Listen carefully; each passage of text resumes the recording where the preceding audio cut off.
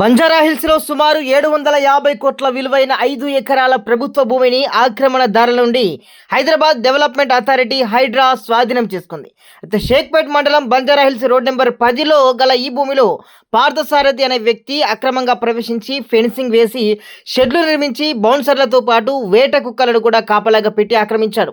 అయితే వాస్తవానికి ఈ 5 ఎకరాల ప్రభుత్వ భూమిలో 1.20 ఎకరాలను జలమండలికి గతంలో ప్రభుత్వం అయితే కేటాయించింది. అనేక నివాస ప్రాంతాలకు తాగునీరును అందించేందుకు వాటర్ రిజర్వాయర్ నిర్మించాలన్న జలమండలి ప్రయత్నాలను పార్థసారథి అడ్డుకున్నాడు. అయితే మొత్తం 5 ఎకరాల భూమి తనదంటూ ఫేక్ సర్వే నెంబర్ 403/52ను సృష్టించి కోర్టుకెక్కినట్లు కూడా హైడ్రా అధికారులు గుర్తించారు.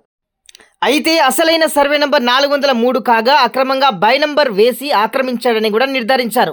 అంతేకాక అతను అన్రిజిస్టర్డ్ సేల్ డీడ్తో ఉన్నటువంటి ఈ భూమిని క్లెయిమ్ చేసినట్లు కూడా తేలింది. ఇక ప్రభుత్వ భూమిలోనే అడ్డా వేసుకొని మద్యం సేవించి భయభ్రాంతులకు గురి చేసినట్లు కూడా ఫిర్యాదు అందింది.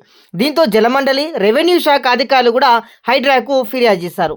షేక్పేట రెవెన్యూ అధికారుల లేఖ మేరకు హైడ్రా సిబ్బంది భారీ బందోబస్తు మధ్య ఆక్రమణల తొలగింపు చర్యలు చేపట్టి పార్థసారథి వేసిన ఫెన్సింగ్తో పాటు లోపల ఉన్న షెడ్లను కూడా తొలగించారు.